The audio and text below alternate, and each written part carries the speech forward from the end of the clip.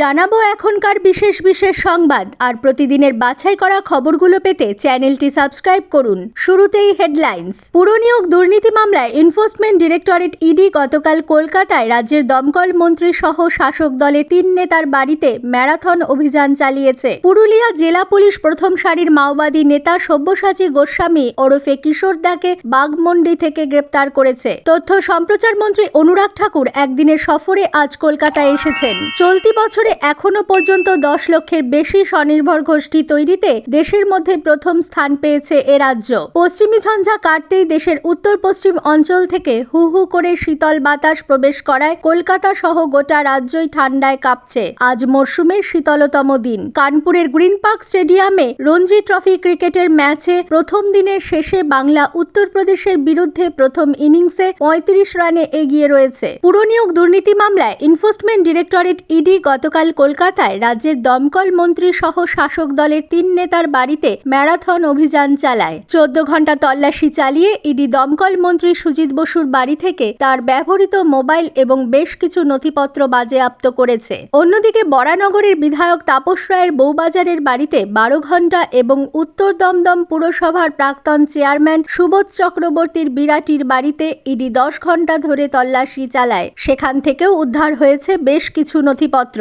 এদিকে সুজিত বসুর বাড়িতে ইডির অভিযানকে ঘিরে সকাল থেকেই মন্ত্রীর অনুগামীদের মধ্যে ছিল চাপা উত্তেজনা। সকালে বাড়ির সামনে জমায়েত হলেও কেন্দ্রীয় বাহিনীর জওয়ানরা তা সরিয়ে দেন। সন্দেশখালীর ঘটনার পর সতর্ক ছিল ইডি। দিনের শেষে ইডি চলে যাওয়ার পর এক সাংবাদিক বৈঠকে সুজিতবাবু এই নিয়োগ দুর্নীতির সঙ্গে তিনি কোনোভাবেই জড়িত নন বলে দাবি করেন। কেন্দ্রীয় তদন্তকারী সংস্থাকে রাজনৈতিক উদ্দেশ্যে ব্যবহার করা হচ্ছে বলেও তাঁর অভিযোগ। গোটা ঘটনায় বিরোধী দলনেতা শুভেন্দু অধিকারীর ভূমিকাকে কটাক্ষ করেন তিনি। অন্যদিকে বিধায়ক তাপস রায়ও একই দাবি করেছেন।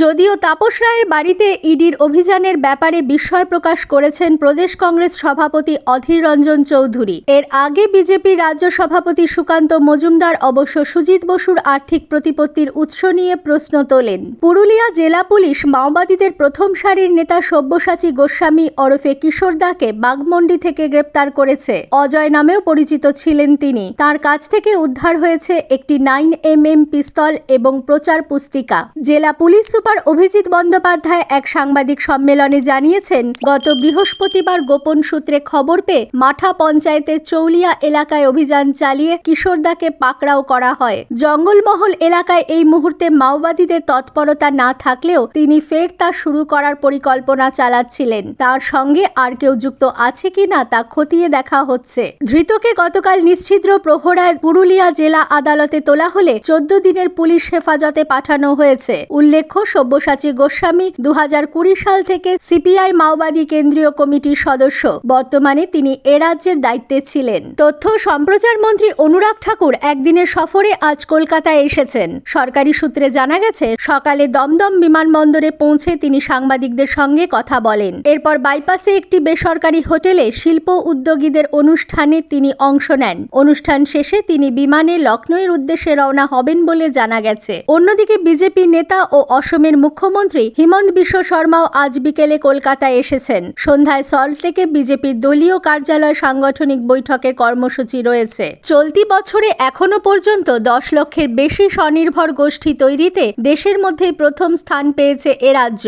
সম্প্রতি প্রকাশিত কেন্দ্রের ন্যাশনাল রুরাল লাইভলিহুড মিশনের রিপোর্ট অনুযায়ী চলতি আর্থিক বছরে সারা দেশে এখনো পর্যন্ত 84,44,000-এর বেশি স্বনির্ভর গোষ্ঠী তৈরি হয়েছে। পশ্চিমবঙ্গে এর সংখ্যা সর্বাধিক 10,76,934। দ্বিতীয় স্থানে রয়েছে পড়শি রাজ্য বিহার। রাজ্যের পঞ্চায়েত ও গ্রামোন্নয়ন দপ্তরের প্রতিমন্ত্রী শিউলি সাহা বলেন, মুখ্যমন্ত্রী বরাবরই মহিলাদের স্বনির্ভরতার বিষয়টিকে অগ্রাধিকার দিয়ে এসেছেন। তার হাত ধরেই বাংলা আজ মডেল রাজ্যে পরিণত হয়েছে। আসছি আবহাওয়ার খবরে। পশ্চিমী ঝঞ্ঝা কাটতেই দেশের উত্তর পশ্চিম অঞ্চল থেকে হু হু করে শীতল বাতাস প্রবেশ করায় কলকাতা সহ গোটা রাজ্যই ঠান্ডায় কাঁপছে। আজ মরশুমের শীতলতম দিন। কলকাতায় আজ সকালে সর্বনিম্ন তাপমাত্রা রেকর্ড করা হয়েছে 12.8 ডিগ্রি সেলসিয়াস স্বাভাবিক। কনকনে হাওয়ার জেরে গতকাল সর্বোচ্চ তাপমাত্রা ছিল স্বাভাবিকের 3 ডিগ্রি নিচে। পশ্চিমাঞ্চলের জেলাগুলিতে তাপমাত্রার পারদ ঘোরাফেরা করছে 10 বা তারও কমে। এদিকে মাঘের শুরুতেই বৃষ্টি ও তাপমাত্রা খানিকটা বাড়বে বলে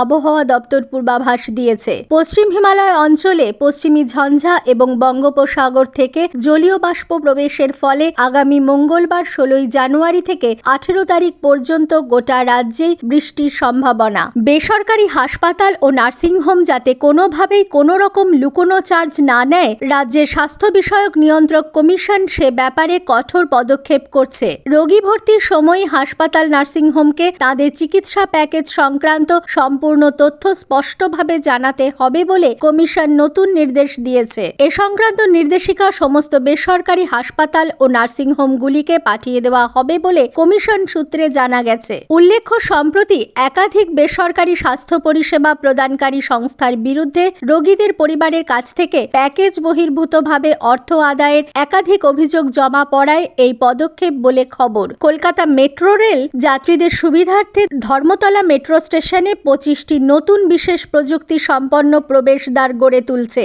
কলকাতায় গতকাল এক সাংবাদিক বৈঠকে মেট্রো রেলের জেনারেল ম্যানেজার পি উদয় কুমার রেড্ডি জানিয়েছেন, এই 25টি গেটের মধ্যে 11টি প্রবেশদ্বার দিয়ে যাত্রীরা নর্থ সাউথ থেকে ইস্ট ওয়েস্ট মেট্রো করিডোরে যেতে পারবেন।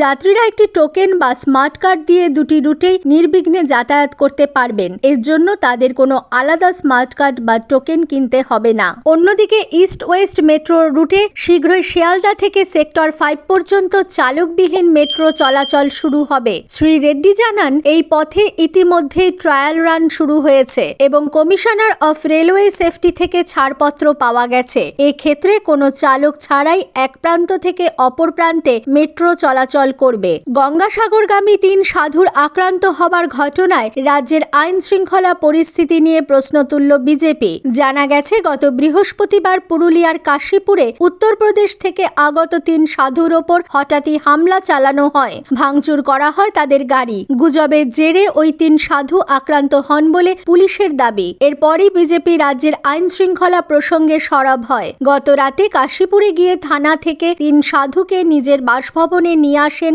জেলার সংসদ তথা বিজেপির রাজ্য সাধারণ সম্পাদক জ্যোতির্ময় সিং মাহাতো। দলের পক্ষ থেকে আজ তাদের চকবাজারের বড়কালী মন্দিরে নিয়ে গিয়ে সসম্মানে গঙ্গাসাগরের উদ্দেশ্যে পাঠানো হয়েছে। জেলা তৃণমূল সভাপতি সৌমেন বেলথরিয়া অবশ্য এই ঘটনায় পুলিশের ভূমিকার প্রশংসা করেন। এ নিয়ে অবশ্য পুলিশে কোনো অভিযোগ দায়ের হয়নি। আসছি খেলার খবরে। কানপুরের গ্রিন পার্ক স্টেডিয়ামে রঞ্জি ট্রফি ক্রিকেটের ম্যাচে প্রথম দিনের শেষে বাংলা উত্তরপ্রদেশের বিরুদ্ধে প্রথম ইনিংসে 35 রানে এগিয়ে রয়েছে। টসে জিতে বাংলা উত্তরপ্রদেশকে ব্যাট করতে পাঠায়। উত্তরপ্রদেশ প্রথম থেকেই ব্যাটিং বিপর্যয়ের সম্মুখীন হয়। প্রথম ইনিংসে মাত্র 60 রানে অল আউট হয়ে যায় তারা। সমর্থ সিং সর্বোচ্চ 13 রান করেন। মোহাম্মদ কাইফ 4টি, সুরজ সিন্ধু জয়সওয়াল 3টি, ঈশান পোরেল 2টি উইকেট নেন। এরপর ব্যাট করতে নেমে বাংলা প্রথম ইনিংসে দিনের শেষে 5 উইকেটে 95 রান করেছে। শ্রেয়াংশ ঘোষ 37 রানে অপরাজিত আছেন। সৌরভ পাল 13 রান করেন। ভুবনেশ্বর কুমার একাই 5টি উইকেট নিয়েছেন। ক্রিকেটারের যোগ্যতা নির্ণয়ে টেস্ট ক্রিকেটই মাপকাঠি বলে ওয়েস্ট ইন্ডিজের স্বর্ণযুগের অধিনায়ক স্যার ক্লাইভ লয়েড মত প্রকাশ করেছেন। পূর্ব বর্ধমানের কালনার সাতগেছিয়া উচ্চ বিদ্যালয়ের 75 বছর বর্ষপূর্তি উপলক্ষে আয়োজিত অনুষ্ঠানে যোগ দিয়ে সাংবাদিকদের তিনি বলেন, ক্রিকেটারের যোগ্যতা মাপতে হলে সময়ের প্রয়োজন। 4 ওভার বল বা 20 ওভারের ব্যাটিং দেখে ক্রিকেটারের যোগ্যতার সঠিক মাপ হয় না। ভারতীয় ক্রিকেট দলের প্রশংসা করে তিনি রোহিত শর্মার অধিনায়কত্বে সন্তোষ ব্যক্ত করেন। সুনীল গাভাস্কারকে ভারতের অন্যতম সেরা ব্যাটসম্যান বলে উল্লেখ করেন লয়েড। স্থানীয় সংবাদ শেষ হলো।